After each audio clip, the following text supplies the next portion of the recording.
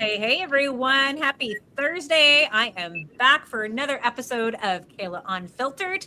I am Kayla Andrade, the founder of Ontario Landlords Watch, and this is where we have the conversations that are often avoided. The conversations are about housing, accountabilities, phone calls, and the people impacted by the decisions being made. Because housing is not just about building and statistics, it's about people.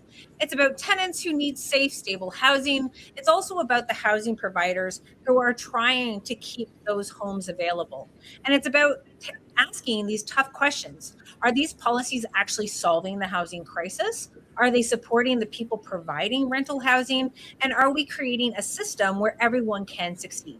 Tonight, this is Kayla, and we are going unfiltered. Thank you so much for joining us tonight. We have a lot to unpack within this hour. We have Josie, who is being a busy mom out there. She's got her kid at baseball, so she's taking this call from her car. And of course, we have Jordan Nieuwhof, who is a former litigator with the Landlord and Tenant Board and now coach, and he has been a huge voice for us in the rental industry, and I'm always happy to have him as my co-host.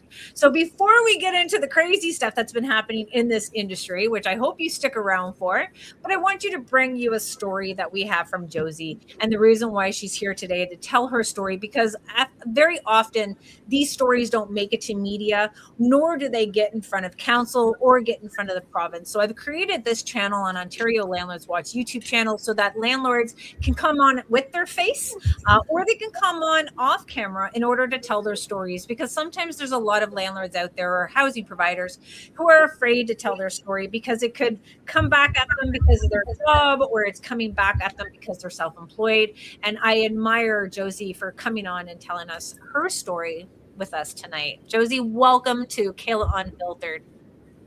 Hi, thank you.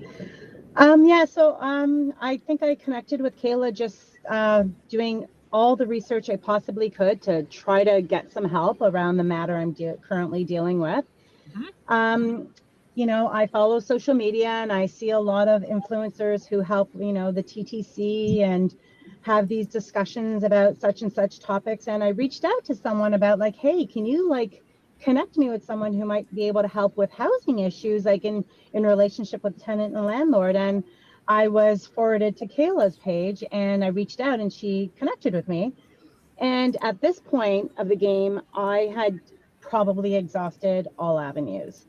My tenant signed a lease for May 1st. She was receiving benefits called portable housing benefits that is provided through Ontario, but then financed through the city. So trying to find someone in that jungle of phone numbers, calling 311, and no one knows who I should be speaking to. So it was my full-time job, trying to find someone to speak to get my story across. I spoke with my city councillor, I spoke with my MP, I spoke with my MPP, Now who's your mayor? Who's your mayor of your city? My mayor is Olivia Chow. I'm in the city of Toronto, and we see things happening that our city has probably not experienced to this extent in a very long time, and I think that we are officially fed up. And that was the one influencer that I had spoken to is actually running for city councilor. And if I was in his ward, I'd be voting for him. Who is that? He runs a page called Integrity TO. Ooh, I do like him. I do. Yeah, I do like him too. And he's not too far off from where I grew up. And it's really sad to see the way the city has turned around. Mm-hmm. So, through my discoveries, I've learned that, and I've went through every emotion. I cried, I was angry, I was yelling at people. I thought that if I spoke louder, people would understand me, but it seems like they're just reading off of a script and everyone has the same answer. Yes, I understand, but I can't do anything about that. Yes, I understand, but there's a privacy issue. Yes, I understand. So I wasn't getting anywhere with anyone, even the city the financial department who doles out the money to these individuals who are receiving these portable housing benefits. And in their title, you have the word housing, and they need a lease to get that benefit. So I uphold my end of the responsibility and provide a lease. And their end of the bargain has not been met since the first month. Okay, so let's take it back a little bit, just because I want to be able to start off when did you accept this tenant? May 1st. And when did things start going wrong? So the tenant did not move in until about May 14th, texted me with a story that a family member had passed away and she was dealing with that. And I was like, okay. Had sent me the money for the first month. Okay. And upon moving in would give me the last month. She moved in on the 14th, never sent me the money. And she said, I'm getting my money on the 28th of May as per the portable housing benefits. That was when their allocated money was coming to them if they had provided a lease. So this was May 14th. May 21st, she almost starts a fire in my unit. So you let her move in on the 14th without the remaining deposit? Yeah. Okay.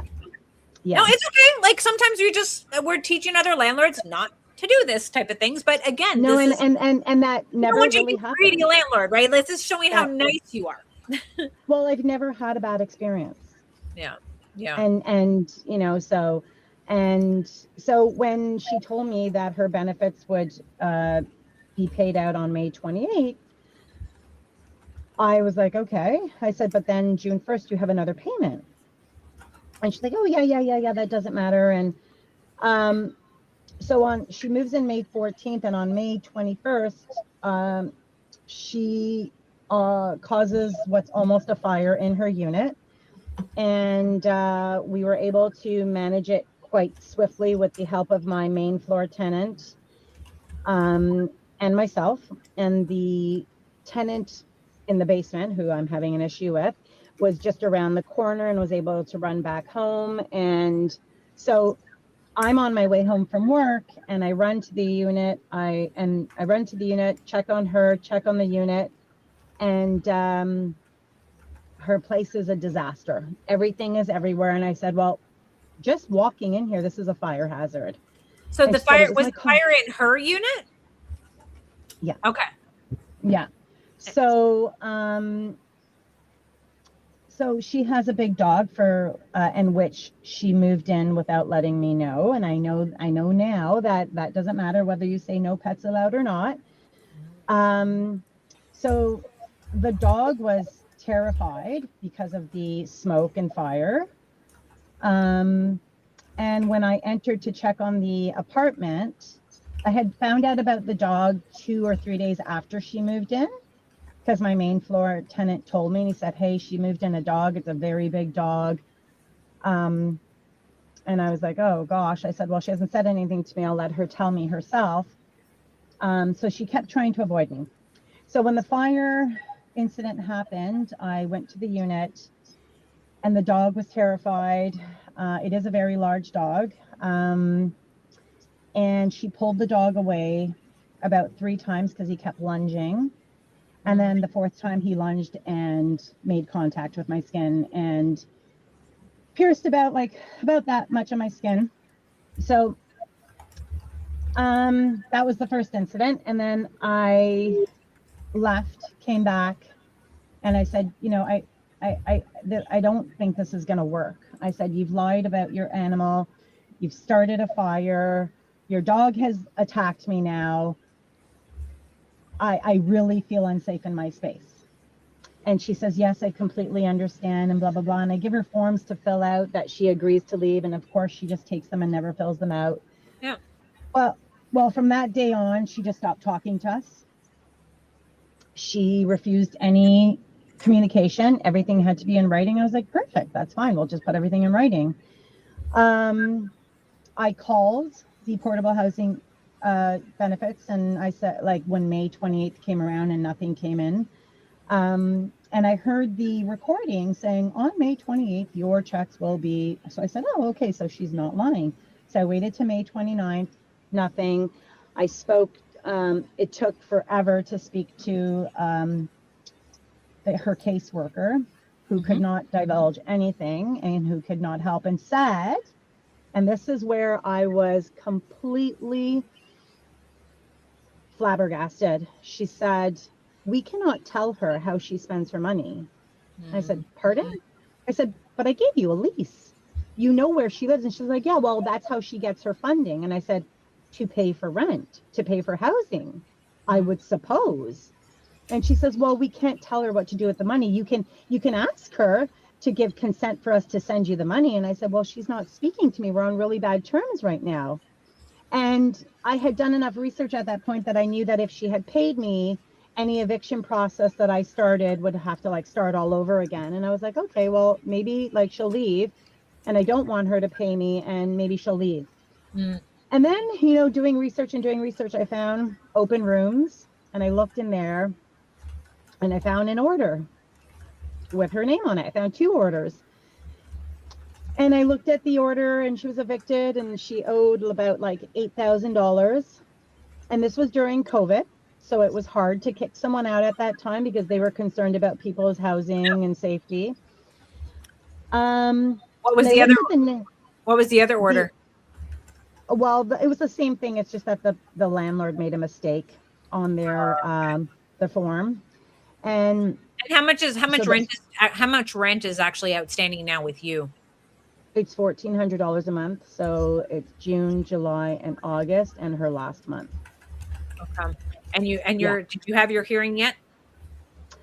No, we're in the process of doing that. I was going to have a hearing August 24th, but I hired a paralegal. I had done all the paperwork. I was on it as soon as possible because I had been, doing a lot of research, and, everyone was saying you need to get on this right away. Don't wait. Yeah. And I made one little mistake, and the paralegal said they're going to throw it out. Let's redo it. And so we did that.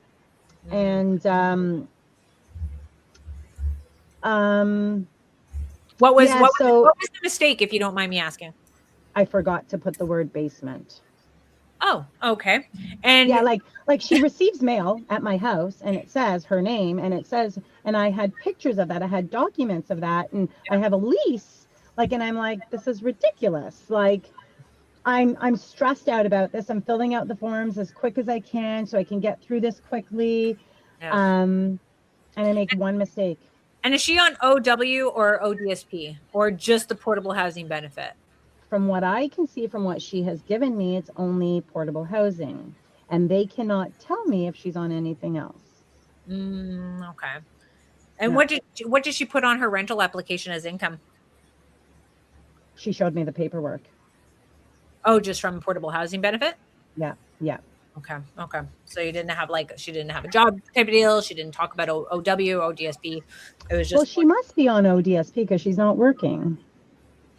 Yeah, and that's the thing. And we're going to get into ODSP and OW because I think it's a lot of a process and support for tenants in need. But I think there is people abusing that section as well, in which is obviously causing a lot of heartache and a lot of cost to the taxpayers as well. So we're going to talk about that a little bit later as well, because no matter which way you look at it, if you're getting some type of cost associated to shelter, because normally when you're on OW, it says shelter cost, and then there's basic needs. Yeah. We have shelter costs. How come that is not automatically given to the landlord? Yeah. Because we do have people that are not financially set, or they're not, equipped mentally, that it does help them avoid evictions or trouble.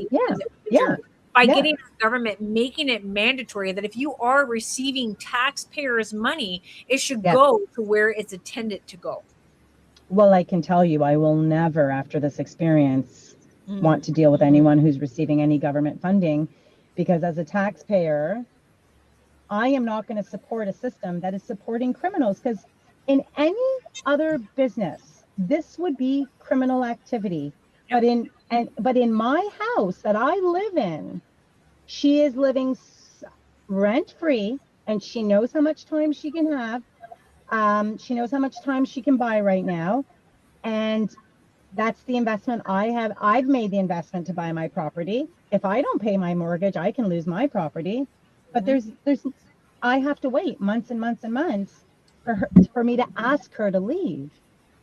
And if you don't make your mortgage payment, it can impact your credit, in which that's why we have front lobby now being able to impact the tenant's credit. And you're going to see a lot of like noise online, guys, people saying it's slander and defamation and you can't do this. Like I'm very shocked that they're staying quiet regarding the new changes happening at the Landlord and Tenant Board with the LTV order catalog. We're going to get into that too. I'll give you guys a little snippet. We're excited for it, but you're absolutely right. It is fraud, because there was someone that stole 39 pounds of apples from a farm and she got charged with theft. If you go into a grocery store and you rob the necessity of a food, you're being charged with theft. How can we allow individuals who knowingly take social assistance, people who get portable housing benefits, people who have access to rent banks throughout the province, and still not pay their landlord and result into an eviction status, which, get this, turns into an eviction hearing in which we are now funding the legal aid to that tenant to put the landlord who has everything on the line through the ringer, and then the government thinks like, oh, what is the option here? It's not about making things fair and balanced and kosher for the housing provider who do alleviate the pressure from taxpayers. It's like Mark Carney's announcement lately with 2.7 billion in that he's going to create these housing units. Hey, bud, like taxpayers are going to have to build it, manage it, maintain it, and subsidize it. So we have it's not a landlord and tenant fight here. This is about the whole landscape of housing and how it's being ran.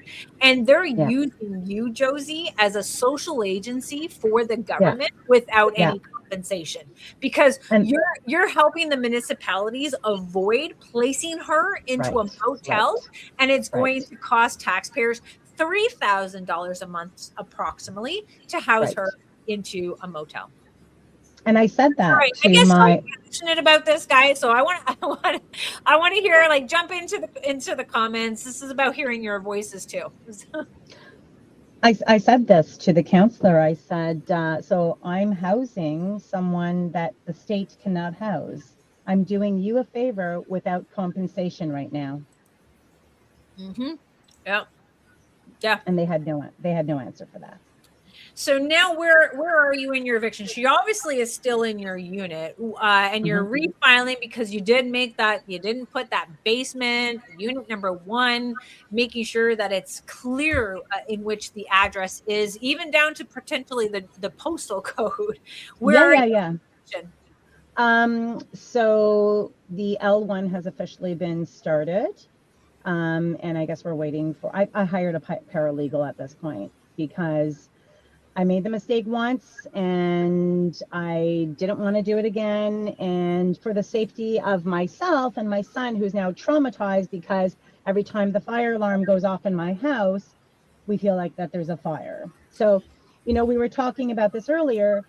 We talk about the mental health of the tenant finding a place, but you don't talk about the mental health of the landlord who is living in the same space. I'm dealing with the fire alarm goes off at 12:30 and instantly let's get outside. It's, am I going to lose my investment? Are you living in the same building as her? Oh, that's awkward. Yeah. I'm already feeling my heart pump for you. So I can only imagine how you feel knowing that this tenant's like not paying rent, causing the fire in your home, causing some issues for you, and you have to go through this lengthy process where your elected officials are just always just falling towards the tenant side of things because they consider tenants to be most vulnerable. And I want people to be very clear. Like, I came from a family of tenants. They're still tenants. I really can sympathize with people who can't make ends meet. So many programs out there that if you're not here to screw things over, it could really work for you. Now, what was your biggest red flag accepting this tenant? The red flag is when she didn't move in on May 1st, and I was a little worried. And then May 14th, when she told me that she had a death in the family. And then those were like, there's a little too much happening all at once. And then when she did move in, my main floor tenant was very helpful. I had very helpful tenants. He offered to help her move in, and I saw just bags coming in, and I was like, oh, like, why is she moving garbage bags in? And I was like, in my head, I'm like, is she homeless? And she wasn't, because her paperwork stated her address. And I just found out through open rooms that, because I think they just released that right now. Like, I guess it takes a little time from the time they actually leave to the time they actually post the order. I looked it up 2 nights ago, and she was in arrears about just under $13,000 with that landlord, and the previous landlord $8,000. Okay, so this and she's definitely a professional. And so the first order that I found on her, I saw the representative's name and I researched it. I found the representative. I contacted them, and we had a chat. And she said to me, "Oh no, don't tell me you have," and named the person. And I was like, ugh, my heart fell into my stomach. And yeah, she reassured me. She's like, "Listen, if you need help, I will help you. Like, fill out the paperwork. You just get on it quickly and da da da da." So I did it. But then to find out 2 days ago that she did it to the landlord right after that too. Yeah. So she's probably paying about 1 month's rent per year. Yeah, like, and then what is she driving? Anything? Is she driving a nice car or anything like that? You're just, I know that's usually the storyline behind it. No, she's not. She's not. She's used some keywords with me. She's used some mental health words. She's used, her application status, like what she had to check off in order to get that application. And there was no reason for her to give me that information because I never asked. Yeah. So.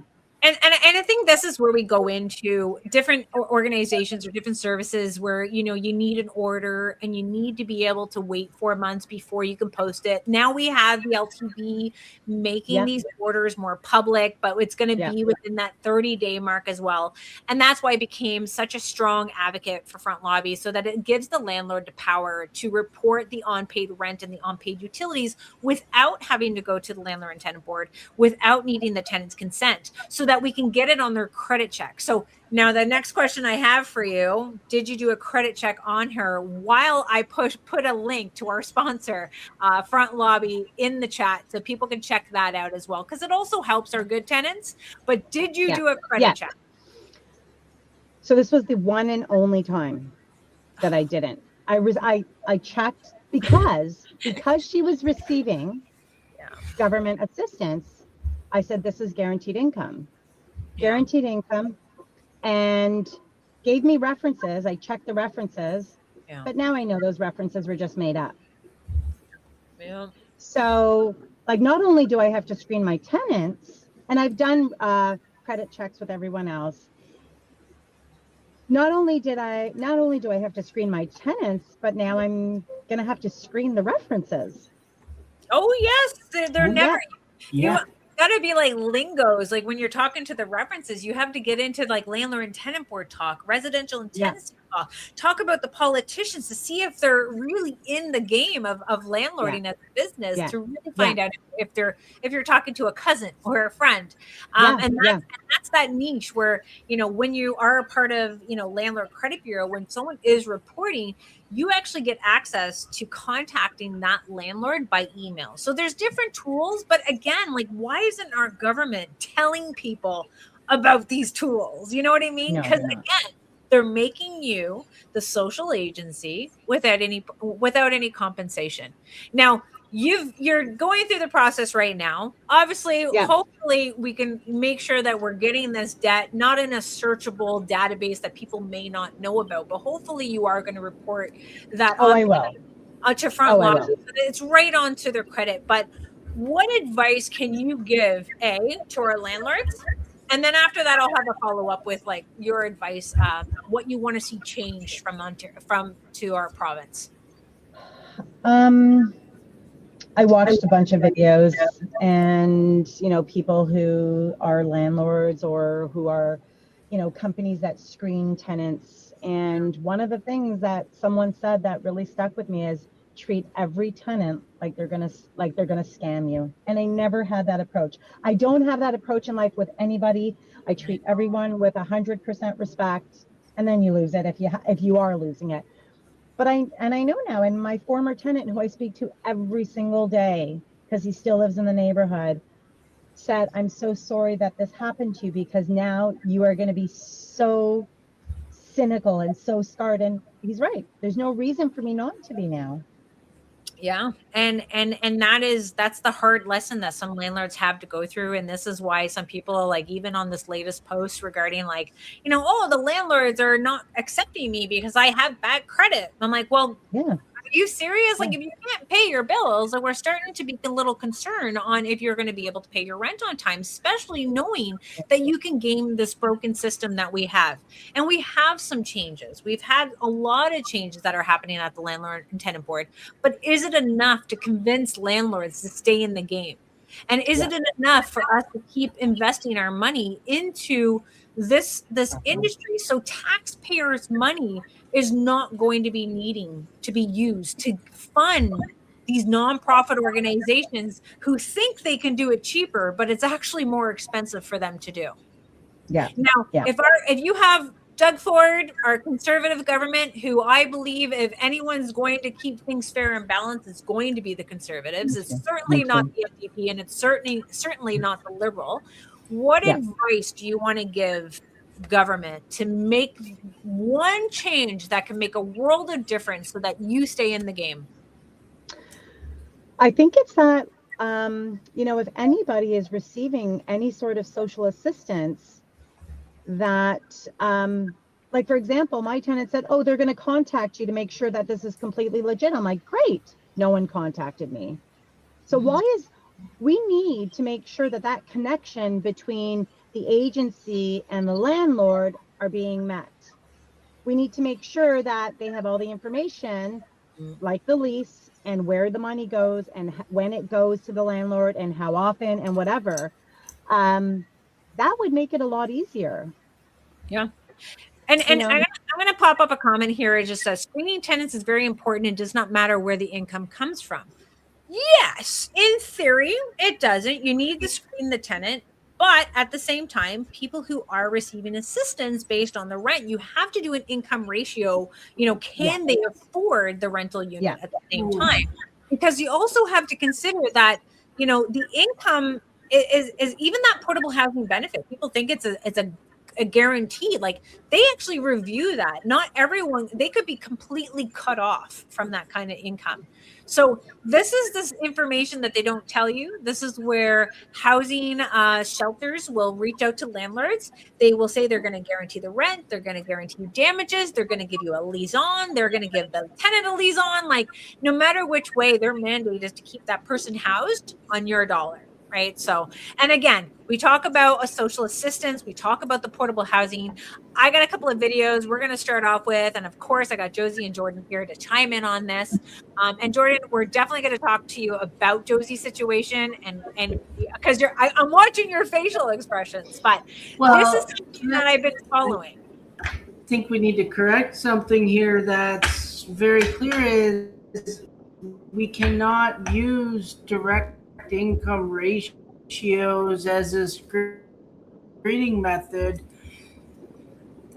and ratios like that have been determined by the courts. There's some case law on it that it goes against the human rights when doing an income to debt ratio. So we have to be very careful on what we're calling it and how we're doing that. So you can't have that ratio to debt limit. That has been found at the board level and the higher courts to be a discriminatory practice, as unfortunate as it is. So anybody that does do that, because banks do it, why can't we do it here? We can't call it an income to debt ratio or an income to expense ratio.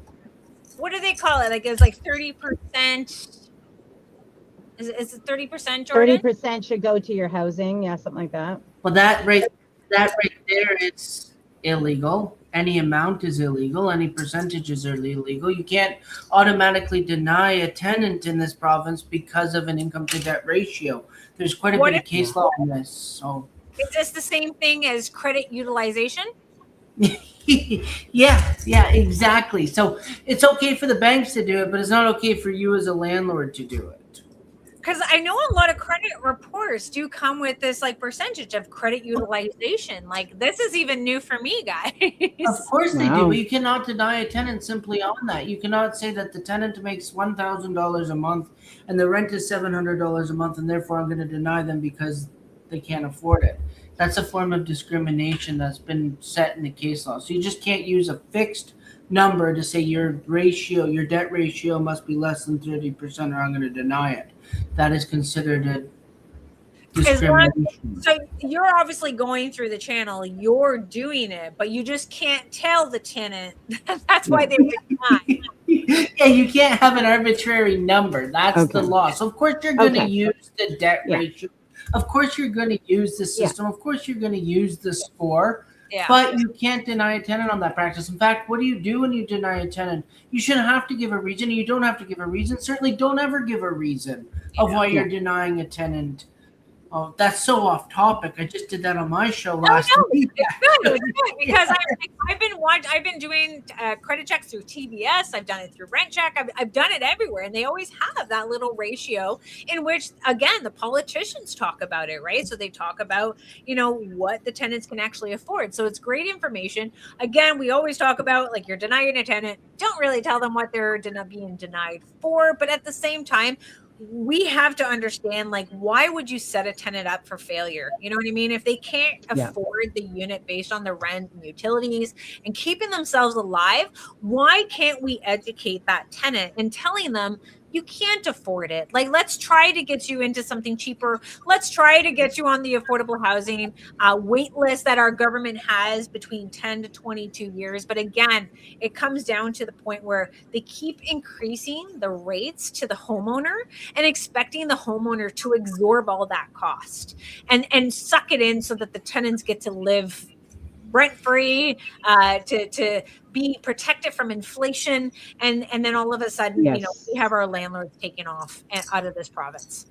Yeah. Exactly. Okay. Now, based on anyone who is dealing with OW, ODSP, we had Mario from the north. He created a video. This is something that's been happening in Hamilton. So I'm just gonna pause. Josie, I'm putting you on mute, but come back off just because a little bit of noise. 1 second. All right. So this is a video I want your guys' opinion on as well. So listen up. Is exclusive, and I've uncovered a massive fraud that the government knows about, but you don't. Now, Hold on. We're trying to do this. Ontario Works program. For those who don't know, it's very similar to the welfare program that we have at the federal level. Currently, Hamilton helps administer that program, and they just admitted that there's $57 million in Ontario Works payments that went out the door improperly, and nobody at City Hall can say who's responsible for it. Now, this is what's happening. In those overpayments that are sitting in the books, it's far worse in Hamilton than it is in Peel and in Ottawa. But the numbers behind the Ontario Works program within itself are shocking. Only 5% of the individuals on that program exit to employment. It's 10% across the province, 5% in Hamilton. It's a permanent provincial welfare system that is also being gamed. The average Ontario Works recipient, they stay on the program for 3 years. And there's a whole additional layer to this fraud. And here's how it works. Tenants submit fake and forged leases to the landlords, and they submit it to Ontario Works. That allows them to get the deposit cash and the rent directly from the government. They get it themselves, not the landlord. Sometimes the landlords don't even know. And what happens is the tenant skips out and they don't pay the landlord and they don't collect the rent either. One tenant had 5 evictions. This is someone who's gaming the system as an example. They owed $30,000 to the landlord. Another landlord had 8 people claim his home as the recipient of the Ontario Works program. True And when story. landlords try to report it to Ontario Works tells them, we can't take that information. It's a privacy issue. This is why it smells like a massive cover up. One, for starters, the Landlord and Tenant Tribunal Board.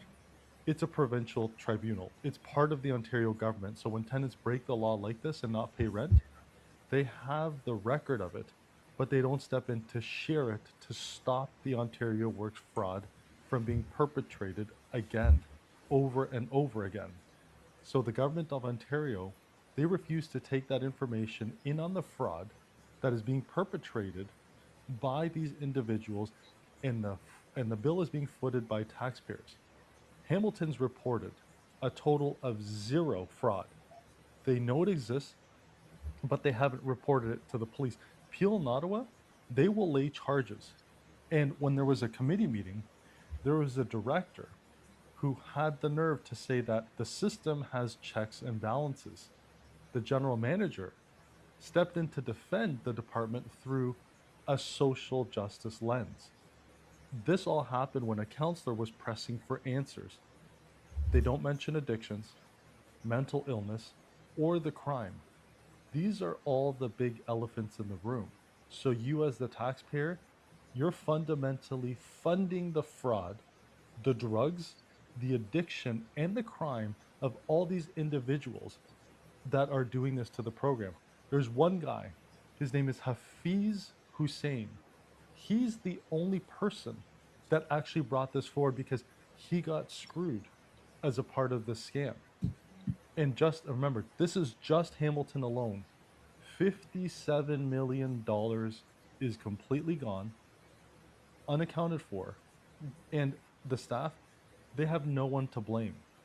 And the reason all this came to light was because of one man who got burned, who actually stepped up, started investigating and asking the right questions to expose this whole fraud. When you have a program where 95% of people don't go back into the employment sector and 1 in 3 cycle back in within a year, we have a major crisis. This is the biggest fraud I can think of. And I personally believe the fraud within itself is in the hundreds of millions of dollars. And the Ford government allows it. And they also allow the Landlord and Tenant Tribunal to do virtually nothing. Their backlog is nearly at a year plus to wait to get your Change. case heard.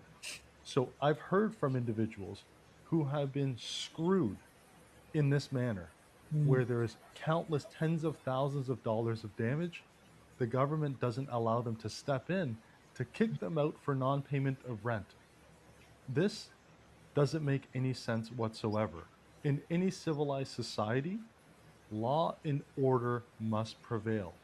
What the government is fundamentally doing is they are then pushing and imposing the social services on the taxpayer and shifting that burden to you instead of the government for their own failures. This is a complete shift in responsibility and financial implications onto taxpayers, not only through the Ontario Works program, but by also having slow, non-compliance, outdated, and ridiculous rules through the Landlord and Tenant Tribunal. Enough of the social justice. We need actual justice. You know what's crazy about that? Just to say, I haven't practiced since October 2024. Orders are still just trickling in today. I get them in my inbox. That's Hello? almost 2 years. It's so ridiculous. When it says a backlog, it's a big backlog. Well, and again, I didn't even watch the full episode of Mario, but like getting it to understand, like we are that social justice system for the government that they're relying on, and this is why we need to highlight this. And even if you're not a landlord or a taxpayer, like this is where you need to understand that there is like you need to ask for your council, you need to ask for your province to hold these people accountable. But I think they want to do things underneath, because it's going to become a bigger problem if they crack down on this abuse and if they crack down on this. Josie, I just muted you, so if you want to come on and say something, I heard a lot of like moving and stuff. So I'm a one woman band here, so like you come on whenever you want. How hard would it honestly be? Hello? And I've been advocated from this from day one.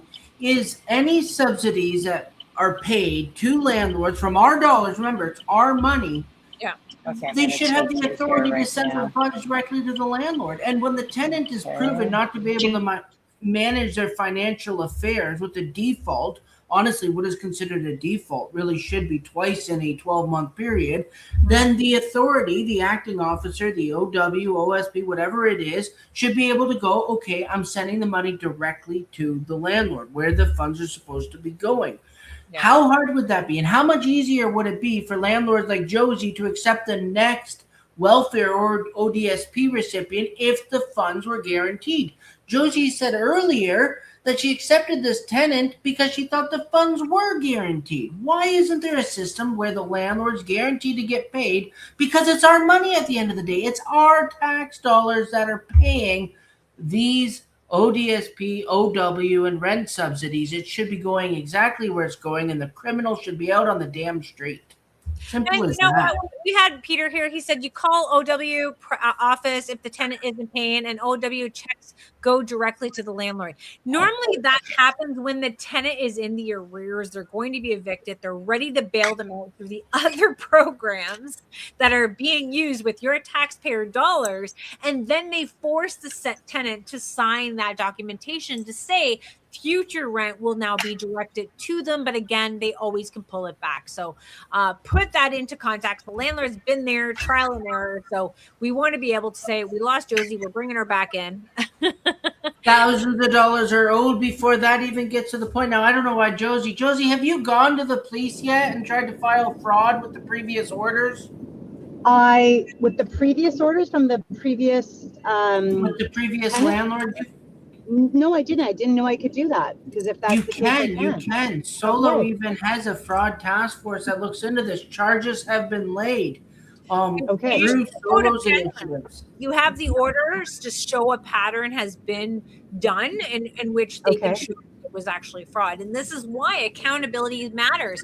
And this is, again, let's go into the Landlord and Tenant Board announcing their catalog, announcing that they're going to make these orders public within 30 days. They're going to take everything, I believe, what Jordan 2020 onwards is now going to be posted to the catalog. But again, guys, it's great for us to see this. But again, are we going to be able to determine that the person that's in front of us, the person that's filling out the rental application, the person with their name and their birthday line up to that in particular order if they have a common name? So you kind of got to put that into context, that if you don't see anything, and again, if they're disputing it, these are final orders that they're only posting. You could have someone that's disputing this order and it's not going to make it to that order. I know, Josie, you're driving, so I'm going to mute you right now just because of the noise, but just give me a nod and I'll put you off when you want to talk about it as well, because I need your thoughts. This is where we have to kind of see, like, this is why the non-payments are great. Where am I going? That order in order to have these type of situations happening and being told. But there is going to be that grooving, that little groove that we got to get over. So while I got Josie on mute there, I want to be able to kind of say, like, we have a lot of changes that we want to do in government, especially at the provincial level. We have a lot of things that are happening at the municipal level, but even in the provincial side of things right now, guys, is that the persistency of late payments has not been really talked about. And that's been a part of Bill 60. And what I've been coming to terms with is that the tenant pays rent more than 7 days late. Jordan, do you want to walk us into this so that you can kind of tell people what that persistency late payment looks like, how we are determining what is going to be considered persistency late? Persistent late really truly hasn't changed in the almost decade of my practice, and typically a board member is going to look for 7 or 8 consecutive times in a 12-month period in order for that to be the definition of persistent late. It's not codified in the Residential Tenancies Act, so you can't find a definition anywhere of what persistent late means. So it's up to the adjudicator, the deference of the adjudicator. They have made some changes, though, to the act to clarify what that is. We still don't, from anywhere I've read, as persistent late is 8 out of 10 times, or persistent late is 7 out of 10 times. No. There's news. Did you not get the news? Of course you wouldn't get the news. It's the government. No. Which part of the news is that? If there's a big change to that, I'd love to know. I'm hearing as of September 21st, 2026, a tenant pays rent more than 7 days late. So it's not the first, it's not the second, it's not the third. They have to be 7 days late, and that it happens at least 3 times within a 6-month period. The delay was not because of the landlord applied a payment towards another amount owing, such as previous arrears. If that's going to be codified, that's beautiful, because that's exactly what the legislation needs. They need some sort of clarity on that. Which update did that one come from? That is great. That will be the first time there's been a change in a decade to actually codify what the hell persistent late payment is, because it's always been a crapshoot. And you got a sympathetic board member that's like, oh, I don't care. 8 out of 10 times, who cares? You got a landlord-friendly adjudicator that says 5 out of 10 times, 5 out of 12 times, that's persistent. They were all over the map. It was like rolling the dice, playing Yahtzee, gambles up. I'm glad they're going to codify that. I hope to goodness that's true. That's very important, and we need that out. Now, remember, like, this is the changes that are coming in through Bill 60. And when our government, as I've been doing this for 15 years, I've never seen bills that have been very heavily in protecting the small mom and pop landlords. But you guys have to understand that this is not just a landlord versus like tenant. This is like, we need to protect our good landlords. We need to protect our good tenants, but we also see ourselves as pawns in this game. And we have different levels of government, and we also have different parties within the government, such as provincial. So I'm going to show you a video. It's a little bit long. I might cut her off just because I'm tired of hearing this one speak. But this is the NDP leader talking about Bill 60, and you can kind of see through how she talks that it's not about Bill 60. It's not about, she asked about who Bill 60 is for. It's for the small mom and pop landlords who are drowning in this social agency that the government forced on them. But I want you to guys to take a look at her, and I'll give my thought process on her, and I hope you do too in the comments. So hold on. Buddy, this is going to be a bit of a longer video than usual. I'm on my way home, and I wanted to share some thoughts about today, because it was another shameful day. Doug Ford's attack on renters, Bill 60, that bill we keep talking about, it passed. And now I should tell you that before we even got to the vote during question period, I pressed Doug Ford once again, as I have for the last 5 weeks, on how and why he's turned the Skills Development Fund into his own personal piggy bank. And let me tell you, he got pretty angry. He said, oh, guess what he said to me? He said, you'll never be premier. Well, look, this guy was born on third base, and he thinks he hit a triple. Well, I get that he's scared. So, you know what, Doug? Just watch me. I'm coming for you in the next election.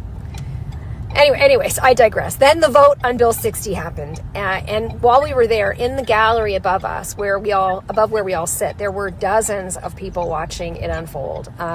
Tenants, right? Renters. And when the bill passed, they erupted. There were chants of people over profits, and it filled the chamber. They were furious, and, as they should be, as I am. One protester yelled what every renter, I think, in this province already knows, which is, you're putting people on the streets. And you know what Doug Ford said? He said to them, get a job. I mean, it is hard to imagine a more insulting response. But anyways, it passed, the bill passed. But when I went back into the legislature and I introduced a motion later on, a motion to repeal Bill 60, we also decided to add into that to bring in real rent control. And I talked about the reality that renters are facing. that if you're making minimum wage in Ontario, you'd have to work 114 hours. That's 3 weeks of work just to afford the average rent before groceries, before anything else.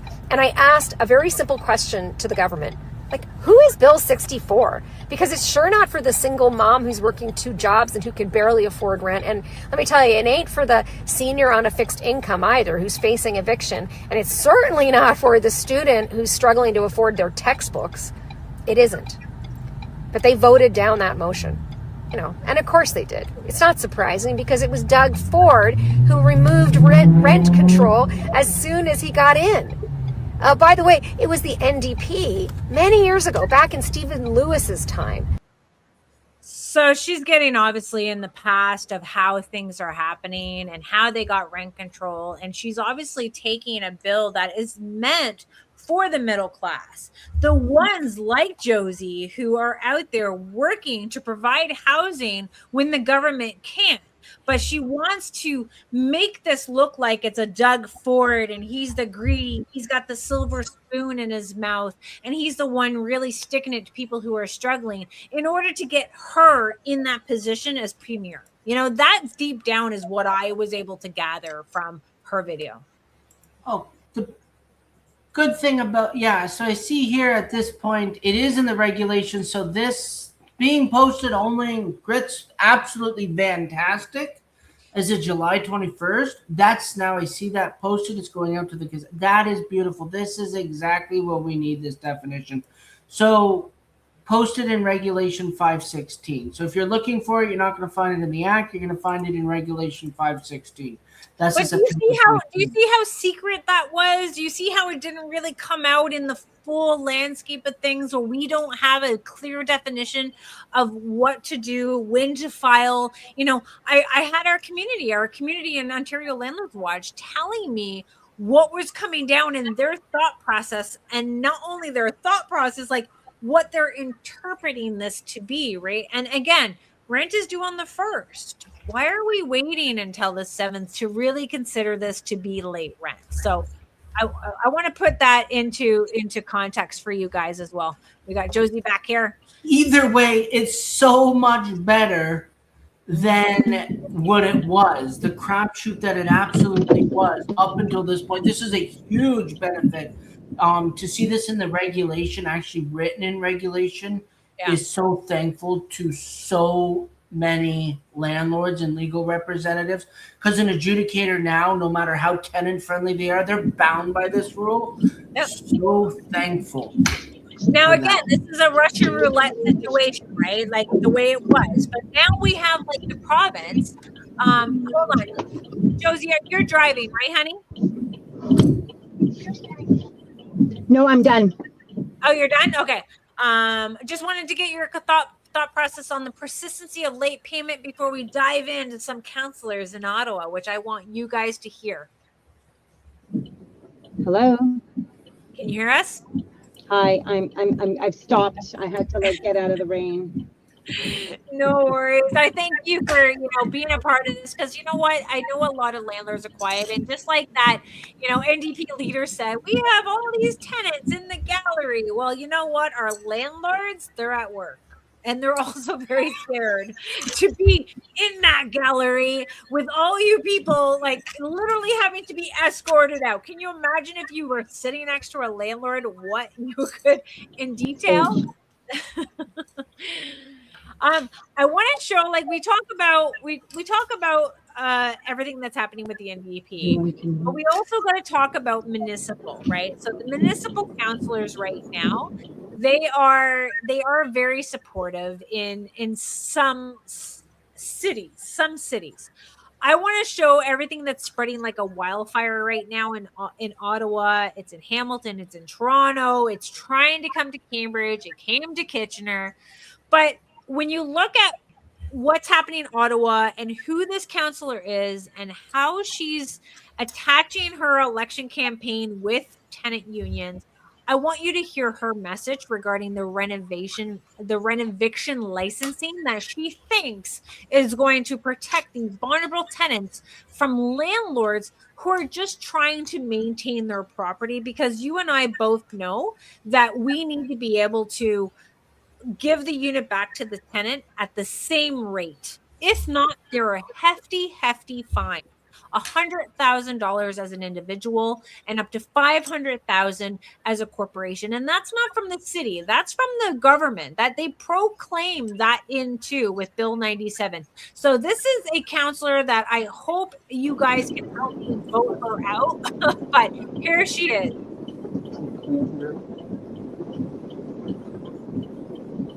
If I can do this, I can do this. I was watching this video. No, that's Improperly. I'm gonna mute Josie just because I got a lot of background there. 1 second. Here she is. I gotcha. Directly to the 30% of Ottawa residents who rent their homes. That is roughly 300,000 people. Nurses, PSWs, teachers, artists, retail workers, students, and seniors. My message is this: we care about you. We want you to stay in our city, and we will stand up for you and with you against bad landlords who use renovations as an excuse to kick you out of your home.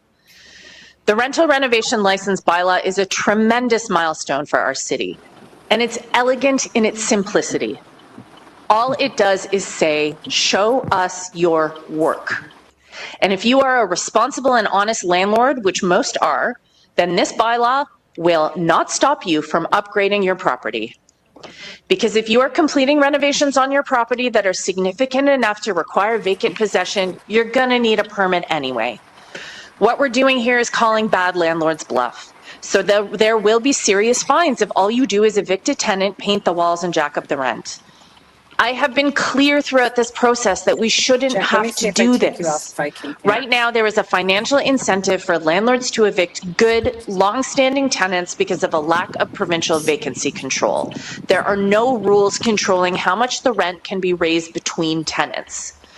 When I was knocking on doors during the 2022 election, I met tenants living in the same building with the exact same apartments paying hundreds of dollars more rent than their neighbors. That's not right, and it's not fair. This council has been bending over backwards to appease developers and property owners. In today's meeting, council voted to cut development charges in half. The Housing Acceleration Plan offers all sorts of fee relief with absolutely no guarantee that these incentives will end up in the pockets of homeowners or tenants. We are saying yes to housing, but we still have an incredibly unhealthy housing rental market. In the last 10 years, rent has gone up 60%, more than double the rate of inflation. And as my colleagues have said today, we're losing 31 affordable apartments for everyone we build. This bylaw would cost the city roughly $55,000 a year to implement, and it would cost landlords nothing. Meanwhile, we have 3,000 people experiencing homelessness in our city, and it costs $26,000 per person per year for the city to pay for someone to live in shelter. This bylaw doesn't go as far as any other municipality in Ontario. I believe it should be much stronger, but I'm willing to compromise to see this bylaw pass today. So again, she's going to be bypassing, more that she wants within Ottawa because it's an election years, and she wants to have something on her postcard when she's out there, marketing her voters base in that area. So again, you and I both know, Jordan, how often do a tenant get to avoid eviction when it comes down to the N13 process? Walk us through an N13 process so that she thinks that another layer or another license or paying a city a fee is going to stop bad faith evictions. Actually, there's some really big issues with this N13 process here, how it is, because right now the city delays, and there's actually a story on this, and it's true. And it's very unfortunate where the hearing came before the city issued the permits and the board wouldn't adjourn the matter. It ended up getting dismissed. The city, you have to comply with the Residential Tenancies Act. You have to comply with all municipal bylaws and rules in order to get that eviction. They didn't have the city permit. This landlord's in limbo. The board has to deny it. Now, what is this landlord going to do? They're waiting on a city permit. They have to reapply to the board, but the city permit expires. This isn't a little situation. This is a massive situation because you got the damn city not talking to the province and the province not talking to the city. How is the city allowed to come up with rules like this where there's an overlap in jurisdiction with the province? It's creating a huge and massive issue. The city needs to take a hands-off approach and step back, or alternatively, the board needs to remove jurisdiction and this becomes an AMPS issue. Do you really want it to become an AMPS issue? Absolutely not. No, everybody and anybody in the legal profession knows AMPS, knows that's dangerous. So, but one or the other has to happen. You can't have these constant overlaps. N13s were very difficult as it was. Now they're nearly impossible. And this city councilor who really truly thinks that every single renovation that requires vacant possession needs a permit, that's absolute bullshit. You can completely rip apart an entire kitchen where you don't need a permit to do that. If you're using existing cabinetry, if you're using existing plumbing, you don't need a permit, but the tenant can't live there because the kitchen's gone. This is just her gaslighting the situation because she knows it's going to make headlines. She knows it's going to appeal to the tenants that are not educated on their rights. And this is why we have to call her out, because we literally get into next level of 4 years by kowtowing to tenant interest groups and literally listening to people who are trying to educate, but it gets in front of media, and then again it's that downhill spiral. And this is where I want to show a counselor in Kitchener who was dealing with this, and he asked me the same type of question, how long it takes. And I want to shout out to Bill because he literally has a common sense approach, and just because we have people like her, we do have people like him, and I need you to vote for people like this in the next election, which is coming up in October. This is Bill. My last question with regards to, let's say if there is a judgment against the tenant, how long does it take for a landlord to legally remove someone from a unit? Because all I hear is a system that is totally one-sided to one argument, and I feel like there's way more to this than just. So I like to see a balance, and that's where that's where I'm leaning towards. Well, now that they've hired more adjudicators at the Landlord and Tenant Board because they threw more money at the Landlord and Tenant Board, we are seeing hearings now between 2 to 3 months to get in front of an adjudicator. But what happens is that they overstock their hearing rooms, which result into adjournments. So you might have to wait another 2 months before you can actually get in front of an adjudicator again. Then they have a mandate between 30 to 60 days before they provide an order to the landlord. You need a stamped order from the Landlord and Tenant Board before you can even apply for the sheriff. And there's also a sheriff cost and a wait time for the sheriff as well, because we only have one that's operating within our region. And at the same time, even if you get that order, like I mentioned earlier, the tenants are going to be able to apply for a stay. And then after that stay hearing, because that's going to be some time as well, then they can apply for a review to say that the adjudicator made an error. Then after, if they still grant the eviction for the landlord, the tenant then can take the next steps, and the tenant stays in their spot until the divisional court hears their hearing. Look at the pure frustration there. I know, like it's like, let's go down this map. But I'm telling you, there's another video I'm going to show, and another counselor of Davy Scott's who is questioning a tenant union or a tenant association, the tenant active, I don't know their name, ACTO, funded by the government. Listen how that individual skirts around answering this counselor's questions. Here he is. Anyone can appeal to the LTB if they get an N13, correct? You mentioned that one of the differences with this bylaw is that there's an independent body making the determination. Is the LTB not an independent body? They do not, like as I said earlier, they are not the ones to determine. They determine whether vacant possession is necessary after the N13 is served. And you mentioned that the appeals that you saw that went through, if someone went through our bylaw process for those N13s went to the LTB, that the LTB approved as being relevant, and those people should be evicted, frankly, would this bylaw change that at all? For cases that go to the LTB, so let's say someone goes through the process here and then they still appeal to the LTB. For the ones that were approved in the past, would there be any different outcome for those people that lost at the LTB? So the way this bylaw should play is that those who genuinely require vacant possession due to the renovation work can proceed accordingly. think of it as a filter, right? You're pouring water through a filter. The first layer is the bylaw, and then only the ones that can justify that vacant possession is necessary make it to the landlord tenant board. Then they determine whether to grant what the landlord is asking for. But anyone can appeal to the LTB if they get N13, correct? The N13 is filed by the landlord, and tenants sometimes can respond to it. Other tenants just see the first letter and they just leave because they're scared. Do you see the gaslighting of it? It's like, no, it's an independent body. You have to go through the process. You have to show your evidence. The tenants know they can move back in at the same rate, and the fines are put in place if you do not allow the tenant to move back in. What is so hard about that? And we are paying, the taxpayers are paying that man to show up in Kitchener Council to talk like that. Absolutely ridiculous, because all the tenant has to do is read. In fact, the N13, he says there that the first letter they receive, they get scared and move out. The N13 right on it says if you disagree, you don't have to move. What the hell? If you can't read that, you can't read anything else.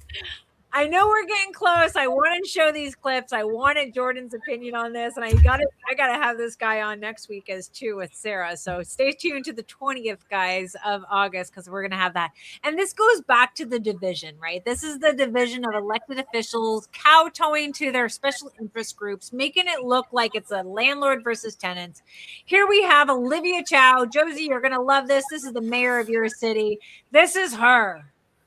This, I put the chain on it, and I've been putting like stuff behind the door so nobody can just come in my unit. Oh, that's good. You shouldn't have to live like that. Yeah. It's infested with cockroaches and mice, and All it of those, is yeah. very unlivable. Almost 8 years, Mayor. Oh my God! 8 years and there's mold everywhere. They make money by squeezing you. They make money by neglecting your home. I bet you the owner don't have a home that have no front door. Yeah. Right? So what can we do together? Let me tell you. Number one, hire more rent-safe officer. If they don't get fixed, the city will come and fix it. We then take the bill and charge the landlord. Yes. Never give up. Stay together. When we come together, we are stronger. Now, again, I would like to question, is this on the Don's property? You know, these are the questions that I would have. Are we seeing people living in government housing in these type of conditions as well? But she is rallying the tenants to hate on these housing providers who are able to accomplish something that government can't.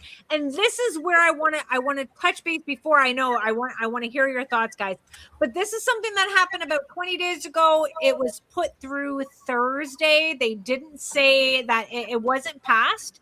They actually said that this was something that was didn't go through, but they got staff trying to come up with different options. But this is what they're also trying to do. Could soon crack down on fraudulent evictions. Right now, tenants often have to collect their own evidence, hire lawyers, and fight through the Landlord and Tenant Board themselves. Supporters say that repeat offenders know that many renters can't afford the battle. If approved, the city will study whether rent-safe inspectors should be allowed to gather evidence of suspected rental fraud and help police launch criminal investigations into bad landlords. Okay, so again, guys, we have this, Olivia Chow, the NDP type of feel happening in Toronto. This is what they're trying to lead into, and this is with this Josh guy, Josh counselor. Begins last name begins with an M. I can't remember them all. But this is something that they're trying to do. Meanwhile, they don't give the full details that tenants have access to free legal aid. And they make it look like they're on their own. But in reality, they have a lot of support, and a lot of elected officials, no matter which level they are supporting them. This is what's coming down to. Are landlords going to leave with hope? Or are they going to, or have hope with the government, or are they actually going to be leaving? But we have these counselors like Ariel. We have these people like Olivia Chow. we have the councils like Davey and Bill who are calling out the common sense. But I also want to highlight that this is not just about private landlords as well. We also have we do have these different people who are running. Now, I'm not going to be vouching for this individual as a mayor of Hamilton. I'll make that clear before I show this video. But she does go ahead and highlight what's happening in community housing, into government housing. So I want you to listen in on this little campaign that she's using, or he. I moved to City Housing Hamilton in 2024. I immediately noticed issues with the building and its infrastructure. Problems like black mold, efflorescence, cracks in the foundation, pests like cockroaches, wasps, and bed bugs, leaking, floods, and other problems with the building were immediately visible. When I brought this to the attention of management, we heard, please call the maintenance line, but never call bylaw, and never put it in writing. Unfortunately, when I did those very things, I was targeted for eviction myself. I'm running to be the mayor of Hamilton because I know what it's like to live in City Housing Hamilton public housing. And right now, it's unsafe for many people, and the living conditions are not adequate. Just because we are low-income people does not mean that we deserve less than. We live in a city that has a population of almost 40% of people living with disabilities. Many people struggle to make a living in Hamilton, and most people are working class. I'm running for Hamilton mayor because I understand that leadership requires integrity, honesty, and trustworthiness, and I embody all of those qualities. Vote Scarlett to mayor October 26th this year in the municipal Hamilton election. Thank you so much. And this is not just Hamilton. This is across Ontario, where there is a lot of maintenance and slum conditions that are happening throughout government housing.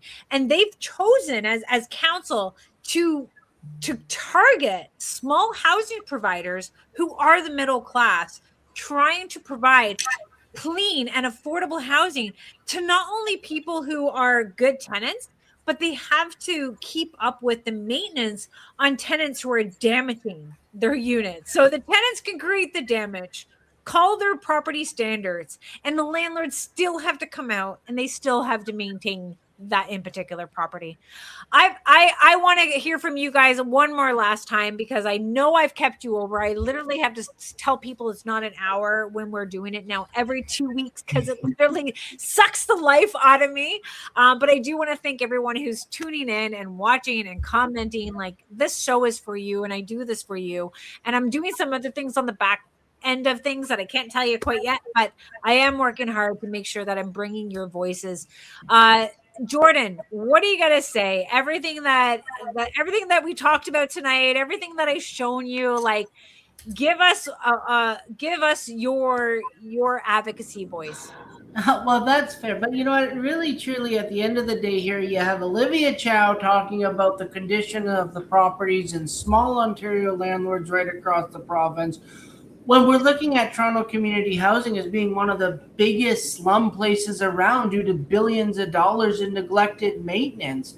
Sean Baird there, he's the CEO of Toronto Community Housing, and why doesn't he have the funding? It's an absolute unfortunate situation where the small landlord is being penalized, yet you got the largest corporation of low-income housing that is in an absolute state of disarray, and we're focused on penalizing the small landlord. That's complete bullshit. I'd love to get Sean or Olivia Chow on this show and show us the conditions of community housing, because that's the standard they set there. Why is it good for Toronto community housing? Why is it not good for the small landlord, for goodness sakes? At the end of the day, we have these municipalities that are trying to freeze the rent, prevent small landlords from doing investment, make M13s harder, and then go, well, you need to fix these units up so that they're fit for housing, and we're going to punish you if they're not. And then you turn an eye and you look at how the government keeps their properties in a state of disarray with billions of dollars needed for funding for goodness sakes, it's bullshit right across. And I don't know why anyone's a landlord here in this province still. My goodness, sell and move to a different jurisdiction. Move your rental properties out of this province and dry up the housing supply until the government gets the point and starts to create some friendly laws. We have one of the most overburdened systems in all of North America. And enough. Landlords are saying enough. Enough, enough, enough. And we continue to have a voice, enough. Do tenants need safe housing? Absolutely. Do tenants deserve housing? 100%. Should there be safeguards in place, though, like ensuring that rent is paid, stricter laws for the tenants that are bad actors, proper maintenance standards, and ensuring that rental incomes or rental expenses meet with inflation so landlords have the budget to keep up with the maintenance of these properties? 100%. We need a complete overhaul because the system right now is not working for landlords or tenants across this province, and it is an absolute shit show right across the province, no matter where you look at it. And I don't think anyone would disagree, unless maybe you're from Acorn. Maybe they'll agree. Give them some likes, guys. Do the reaction, the heart, the likes buttons, because Jordan is spot on. Now, Jordan, I know that you are bringing our landlords together. For the ones who are crazy to stay here in this system, where can they find you to make sure that they are fully equipped into knowing what they need to know in order to sustain their business here in Ontario? That's fair. My show runs opposite to yours every other Tuesday as well there. So find me there. Otherwise, Kayla will post the link in the YouTube channel below where you can find the landlord courses where we teach this as well. So make sure you guys are following the Ontario Landlords Watch public page so that we can keep you in the know where you can reach out to Jordan and get his information. Josie, thank you for being a powerhouse, because you're not just talking about non-payment. You're not talking about someone who is abusing the system and knowing that there's accountability. You're also highlighting the process of Ontario Works and ODSP and their social workers and how they're not doing due diligence before they're releasing funds, how they're releasing funds for housing, but not going to housing. And this is where we call upon our province and our municipalities and our regions to do better before they give out funds to people, because it's not just the portable housing benefit, it's not the monthly rent. It's also knowing that tenants are gaining access to rent relief through different government programs when they know that the system or their tenancy is not viable anymore. And as a taxpayer, we need to know that our money is being spent wisely. We need to know that as we have a housing crisis, because it's mental health, it's addiction. We can sympathize with those people, but for my region alone, and Hamilton's even higher, they spent $65.5 million in homelessness. And why is the problem becoming bigger? Why is it getting worse? How is it, like, is it going through administration? Is it going through programs? Is the money going to marketing and not going to the people? We have questions. And even the mayor candidate, who is a Ward 8 councillor running for mayor, Rob Cooper, he's asking that same question. Where is the money going? So I think we've really highlighted a big situation that's happening here, not just as housing providers, not just on the government programs, but making sure that we're voting in the right people and that they're voted in by the people who are working to keep these taxes down and not using it as a money tree. Because I can tell you right now, guys, this is a battle. This is a battle between the left and the right. This is about the nonprofit organizations and all their employees trying to get their counselors voted in so that the money river keeps flowing to them, and that the solution is also the private sector, so that we don't have to depend onto our taxpayers who are taxed to death as it is in this country. So Josie, can I just make a comment? Yeah, of course. I want to piggyback on what Jordan was saying. You know, as a mom and pop landlord, I am keeping my residents, my units in tip-top shape because it's my property. At some point, I want to take that back. So I really take offense to those comments that we have landlords who don't take care of things. because I think that's a very small percentage of the cases that we're seeing. But of course, they're going to hop onto those and make it something really big. And we have to remember that Olivia Chow, she lived in co-op housing. She had property in Toronto and rented them out. And now she's turning on mom and pop renters. With our influencers like Mario for the North and Integrity TO, if it wasn't for them, I wouldn't be getting as much information as I am getting. And even with Jordan today telling me that I can go to the police with those orders, we need to make this public because it's not about a renting issue. And you mentioned, mental health, addiction.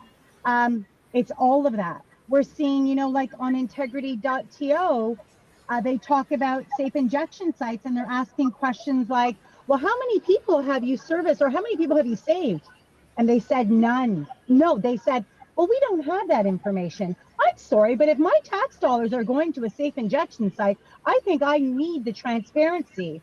I'm a school teacher. I need to be 100% transparent to my parents. And we're not getting that as taxpayers. So it's the whole system, like you said, the city is not talking to the province and the province is not talking to the city.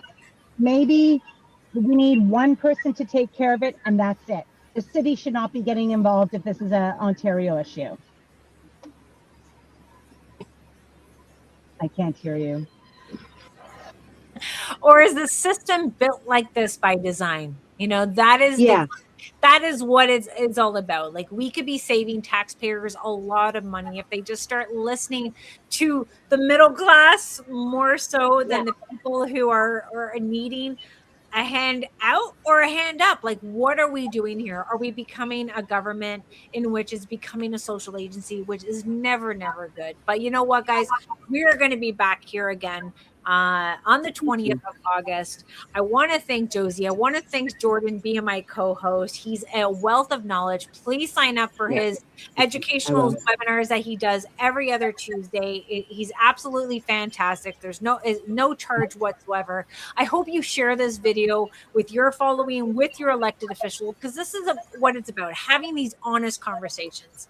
I want to thank you for joining me for Kayla Unfiltered. Whether you agree with everything we discussed tonight or challenge some of it, I appreciate you being a part of the conversation. Real change doesn't happen when we stay in our own echo chambers. It happens when we're willing to listen, ask tough questions, and have respectful conversations, even when they're uncomfortable. Housing affects every one of us. It affects tenants, housing providers and taxpayers, businesses, and the future of our communities. If we're serious about solving the housing crisis, we need a balanced, evidence-based solution, not political slogans or division. If tonight's conversation resonated with you, share this episode, leave a comment, and invite someone who sees things differently. The more voices we bring to the table, the stronger conversations become. I'm Kayla Andrade, founder of Ontario Landlords Watch, and this has been Kayla Unfiltered, because the best conversations aren't always the easiest ones, but they're the ones that matter the most. See you next time.